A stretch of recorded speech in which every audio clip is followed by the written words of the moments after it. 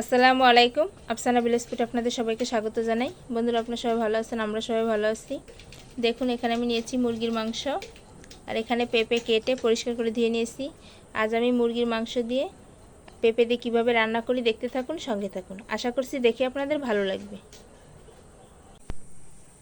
কড়ার মধ্যে তেল দিয়েছি, তেলটা খুব ভালো করে গরম হয়ে গেছে। এবার আমি দিয়ে দেব তেজপাতা, গোটা গরম মশলা,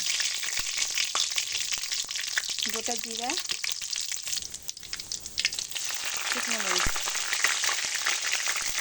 পেঁয়াজ কুচি,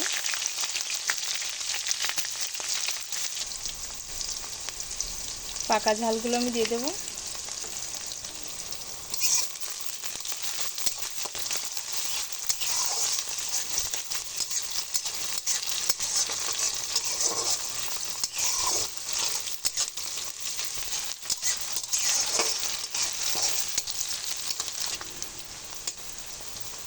পেঁয়াজটা আমার হালকা একটু ভাজা হয়ে গেছে। এবার আমি দিয়ে দেবো আদা রসুন বাটা, জিরা বাটা, স্বাদ মতো লবণ, পরিমাণ মতো হলুদ, 1 চামচ শুকনো মরিচের গুঁড়ি,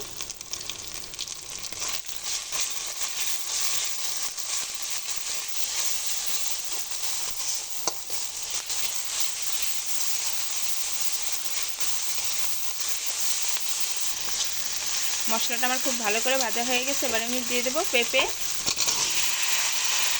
এবারে মুরগির মাংসটা দিয়ে দেবো।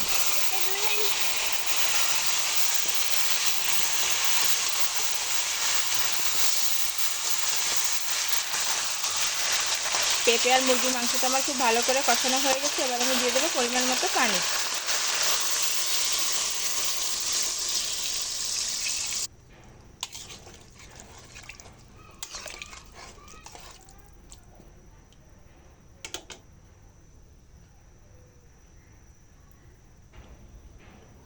এবারে ঢাকনা দিয়ে ঢেকে দেবো।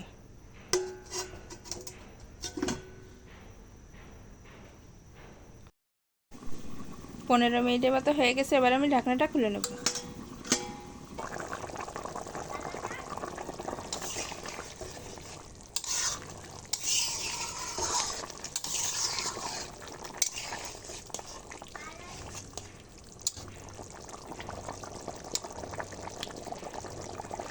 পেঁপেটা দেখুন কত সুন্দরভাবে সিদ্ধ হয়ে গেছে।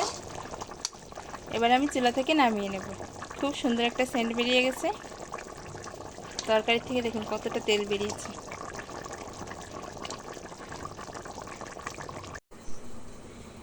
মাংসের তরকারি কালারটা দেখুন শুধু। পেঁপে দিয়ে যে এত সুন্দর করে মুরগির মাংস দিয়ে রান্না করা যায়, না দেখলে বিশ্বাসই করবেন না। ছেলে মেয়ে দুজনেই খেতে বসে গেছে।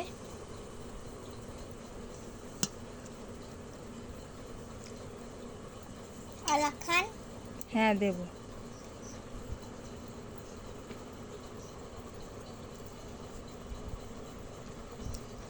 আবু নাও, খা। মিমকে দাও। হ্যাঁ, মিমকে দেবো। মিম প্লেট আনো।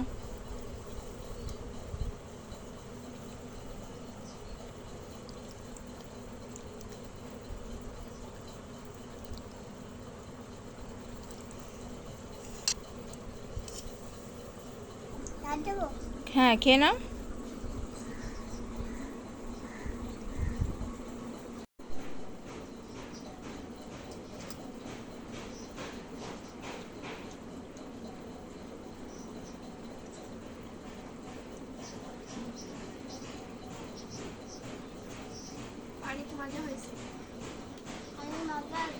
মজা হয়েছে অনেক। হ্যাঁ, খাও। বন্ধুরা, দেখতেই তো পেলেন আজকের ভিডিওটা কেমন লেগেছে অবশ্যই জানাবেন। ভালো লেগে থাকলে একটা লাইক করবেন, বেশি বেশি শেয়ার করবেন, চ্যানেলটি সাবস্ক্রাইব করে আমাদের পাশেই থাকবেন প্লিজ। বন্ধুরা, আপনাদের সাপোর্টে আমি এগিয়ে যেতে পারি। আল্লাহ হাফেজ।